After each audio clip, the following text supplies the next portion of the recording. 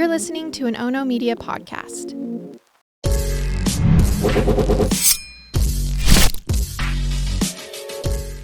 Good morning, and thanks for joining me for Rise and Crime, your morning caffeine hit all about crime. I'm Mama Jules, and I hope you had a good Easter yesterday. At least let's talk about some positive things before we jump into these 4 different stories that I have for you. But I do want to take a quick look at some new evidence that was unearthed in an old storage unit that might actually help the infamous Menendez brothers be freed from prison. Lyle and Eric Menendez are the brothers who were convicted in 1996 of murdering their parents, Jose and Kitty Menendez. Now, those murders have been covered by so many journalists and podcasters, and that coverage includes 5 feature films and at least 10 different docuseries. So I'm only going to give you brief details here because I've got 4 more stories lined up for you in this episode of Rise and Crime. So we just don't have the time to go real deep into these murders. But I do want to let you know about the potential freeing of the 2. So I'll give you a brief retelling of the murders here. All right, here's how it goes. Eric and Lyle, well, they were privileged economically. They had a mother who stayed home with them and a father who made it big in the entertainment industry in Beverly Hills, working as a corporate executive. But wealth doesn't always equate to a good or safe life. In 1976, when Lyle was just 8 years old, he allegedly confessed to his cousin Diane that he was being sexually abused by his father. Now, Diane told Lyle and Eric's mother, Kitty, about the alleged abuse, but Kitty sided with her husband, and it basically wasn't spoken of again for many, many years. Then in 1989, when Lyle was 21 years old and Eric was 18 years old, the 2 entered the den of their parents' Beverly Hills mansion carrying shotguns. The 2 shot Jose 6 times, one of those shots to the back of his head, and Kitty was shot 10 times. Now, her death was slower, and it was only completed after Lyle retrieved additional ammunition and then shot Kitty in the face.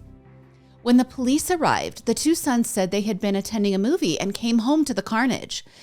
They hypothesized to investigators that actually maybe it was an organized crime hit that took out their parents. Well, Eric and Lyle were not immediately arrested, and in the months following the murders, they lived a lavish lifestyle, buying luxury items like Rolex watches and a Porsche. Eric even hired a full-time tennis coach, and he traveled to Israel to compete in several tournaments. They went on and bought adjoining condos in Marina del Rey, and they took trips to Caribbean islands and to London. There's even an infamous photo of the 2 attending a New York Knicks basketball game sitting courtside. Well, several months after the murders, the 2 were arrested and jailed separately and held without bail. But it took 2 years and several hearings before a grand jury indicted the brothers. Now, those hearings mostly dealt with the supposed confession that Eric made to his psychiatrist. See, Eric had told his doctor, Jerome Oziel, that he and Lyle had killed his parents. Then Dr. Oziel told his mistress. When the doctor ended his relationship with his mistress, she went to authorities and told them about the brothers. So did that violate the doctor-patient privilege? Well, the judge eventually ruled it did not, and that led to the convening of the grand jury. Now, during their trial in 1993, the brothers claimed that they had killed their parents after lifetimes of physical and sexual abuse, mostly at the hands of their father, Jose. The trial portrayed their mother, Kitty, as an unstable alcoholic who encouraged her husband's violent behavior towards their sons. 2 cousins testified to knowing about the abuse, and a picture of Eric and Lyle's genitals was submitted as evidence. The defense said Jose had taken the picture during the abuse. However, the prosecution said the murders were committed by the brothers for financial gain. Now, during the first trial, and yes, I said first because there was more than one. So during the first trial, Eric did testify, and he said that the continued sexual abuse had led to several family confrontations that happened just weeks before the murders. He said they were finally talking about the abuse openly. Eric said on the night of the murders, the family had been arguing about the abuse, and because he thought his parents might kill him and his brother, that he went to his car and loaded his shotgun and re-entered the home and just started shooting. Can I deviate for a minute here? During the trial, the prosecutor argued that the abuse was not real. because men cannot be raped since they lack the necessary biological equipment to be raped. Okay, yes, go ahead and gasp at that statement. And thank goodness we have changed our views over the last 30 years. Okay, let's go back to the story. The juries, one for each son, couldn't find a guilty or innocent conclusion, and so both juries were deemed deadlocked. The LA District Attorney committed immediately to retrying the brothers, and in 1996, the second trial began. But this trial was different. The judge limited the testimony about the sexual abuse, and he also did not allow the jury to decide between manslaughter and first-degree murder charges.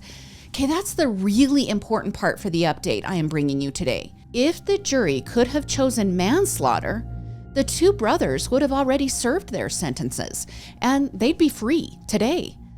But the judge said no to that. And when the jury found Eric and Lyle guilty, they received sentences related to first-degree murder. Now, the brothers had been serving life in prison, and up until 2018, they were housed in different prisons or in different housing units within the same prison. They weren't able to even be with each other. When they were reunited in 2018, the brothers embraced and burst into tears. They are in a new housing unit together where they participate in education and rehabilitation programs, and they've been called model prisoners. Now, both brothers have married while in prison, and you can find multiple books and documentaries about their prison life and their relationships. Okay, so what is going on with their appeals? Well, their attorney, Mark Garagos, told Fox News, quote, "Everything you thought you knew about the Menendez case, you really don't." Garagos goes on to claim the two absolutely wouldn't have killed their parents for the increase in wealth. He says they were already experiencing the wealth, so why kill for it? He claims they instead were ridding their lives of the abuse. He says that Kitty had a rule in the house, which was if Jose entered one of the boys' bedrooms, no one was allowed near the bedroom until Jose left that room. And if either boy broke that rule, then physical abuse would be the punishment. And now some new evidence has come to light. Eric allegedly wrote a letter to his cousin years before the murder, and that letter documented abuse by his father. But the letter was tucked away in a box and was found in a storage unit and brought forward in this appeal. Now, in the letter, Eric writes that he has been trying to avoid his father, but that it's still happening and that the abuse is getting worse. He writes that every night he stays up thinking his father might enter his room.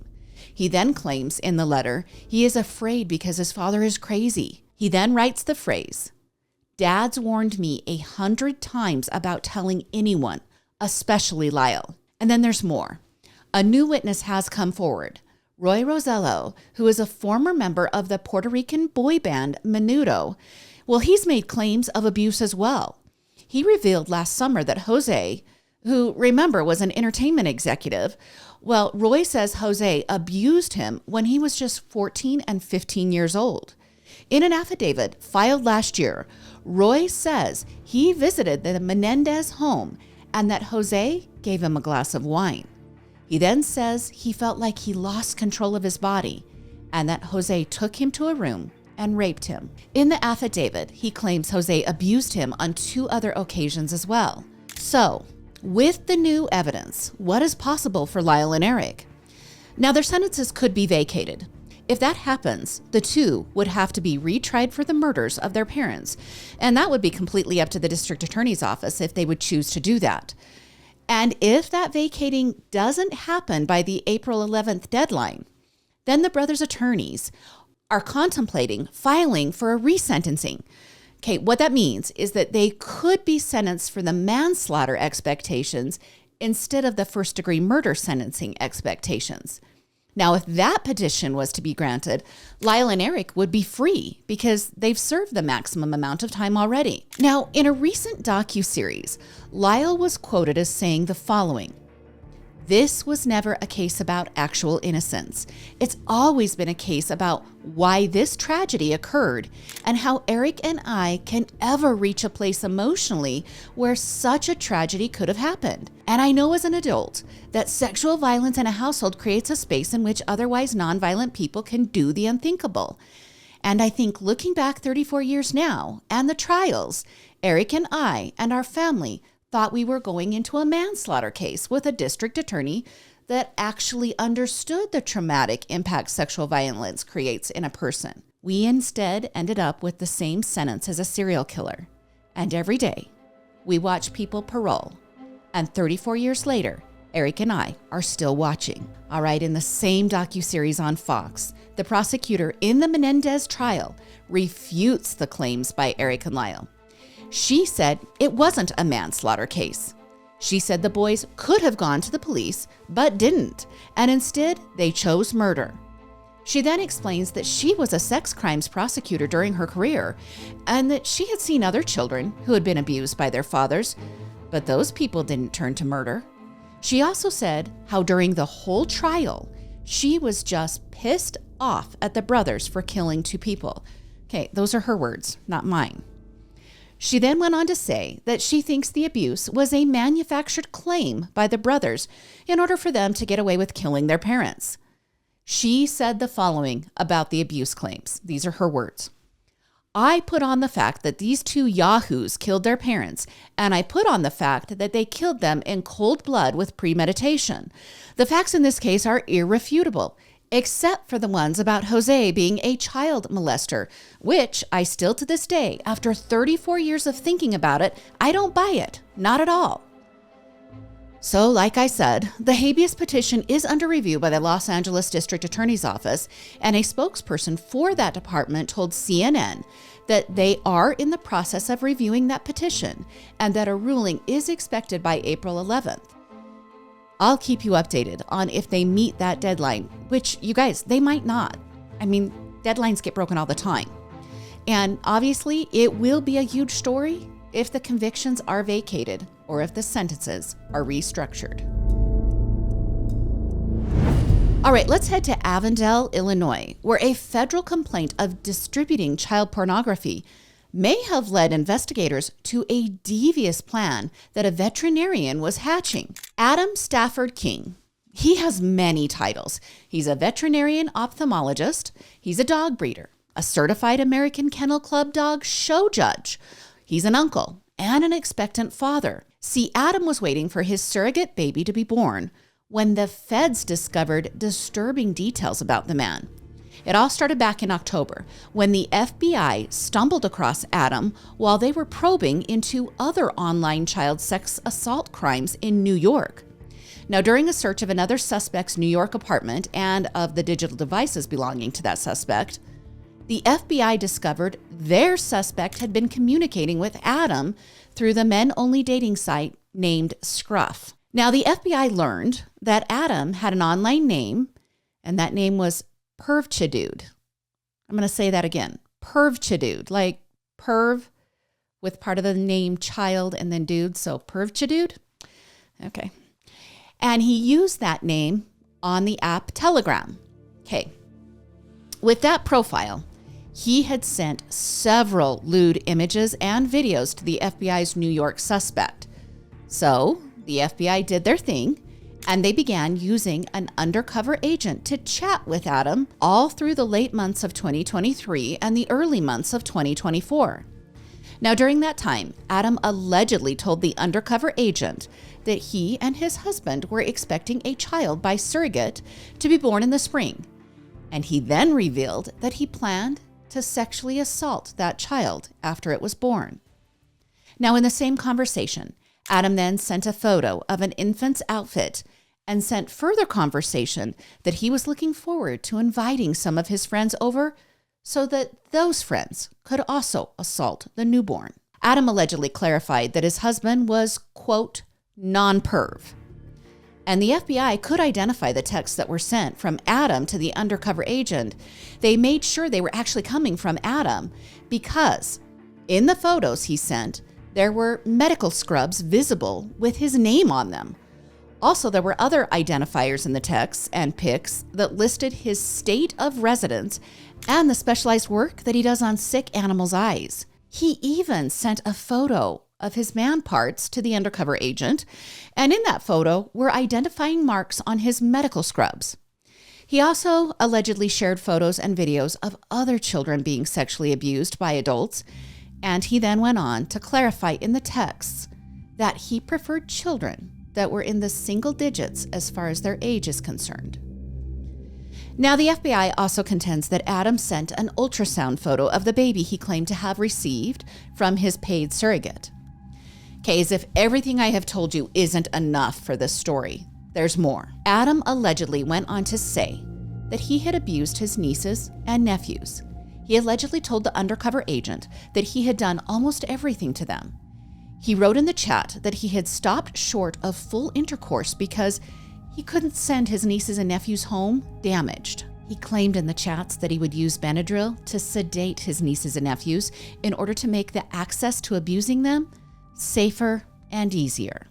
Well, armed with that information, the FBI raided Adam's Elburn, Illinois home on March 5th. When they entered the home, they found him in the shower with his cell phone in his hand. During the search, the FBI said they found a baby's outfit that matched a photo that he had sent to the suspect in New York. Adam was arrested and has yet to be provided a bond amount. Prosecutors are urging the judge to leave Adam in jail until trial because his conduct has been, in their words, heinous. They also told the judge they believe Adam was involved in a child pornography incident clear back in 2017. In that legal episode, the Illinois Attorney General's office alerted the Aurora Police Department in Illinois that Google had uncovered 2 pornographic images that were tied to an email account called seth.curtis223@gmail.com. Another secondary account was tied to the Seth Curtis account. As investigators dug into the photos and their origin, they were able to trace the photos back to Adam. So clear back in 2017, this incident led to an interview with Adam and his husband in which he denied being tied to the Seth Curtis email account. At the end of the interview, the officer said he established that both Adam and his husband used the same laptop and that they both accessed Tumblr to view pornography, though neither one of them wanted to admit they were using the suspected email account. Now, it wouldn't be until March 5th of this year that police would determine they had probable cause to search Adam's home and devices and tie the 2 cases together. Now, during the arrest on March 5th, the FBI said Adam's husband became very irritated, but he wasn't so much irritated at Adam. He was irritated with the FBI, at least according to their court documents. In those documents, it states that Adam's husband told the agents that they were preparing to board a plane to go pick up their surrogate child. And then the documents state that Adam's husband said the following to the agents: "You're doing this now, so we can't get on the plane." Well, Adam will be in court today for his next hearing. If all of this is true, please let this man never have access to a child again. And just as a point of information, if you suspect child abuse, call the Child Help National Child Abuse Hotline at 1-800-4-A-CHILD or go to childhelp.org. All calls are confidential and the hotline is available 24/7 in more than 170 languages. And if you or someone you know has been a victim of sexual abuse, you can text the word STRENGTH to the crisis text line at 741-741. There, you can be connected to a certified crisis counselor.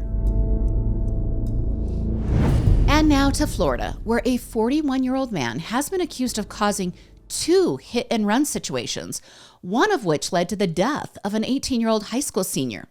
Okay, it all happened on Wednesday, when at 7:15 a.m., Edgardo Rosado Perez was driving his own daughter to Bartow High School. Well, shortly after dropping the girl off, Perez was involved in a minor fender bender when his 2018 Hyundai sedan that he was driving struck a Chevrolet SUV. Okay, for unknown reasons, Perez fled that minor scene at a high rate of speed. As he was fleeing, he approached an intersection where he then struck Zachariah Claybow, who was walking to school that morning. Again, Perez fled that scene and left Zachariah to die just moments later.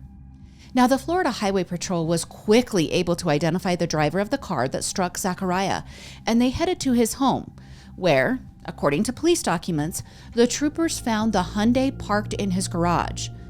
But Perez was nowhere to be found. He had allegedly left his home in his other car, which was a blue 2017 Ford Fiesta. Now, while troopers were investigating Perez's car and garage, a reporter for the local paper, The Ledger, approached the troopers.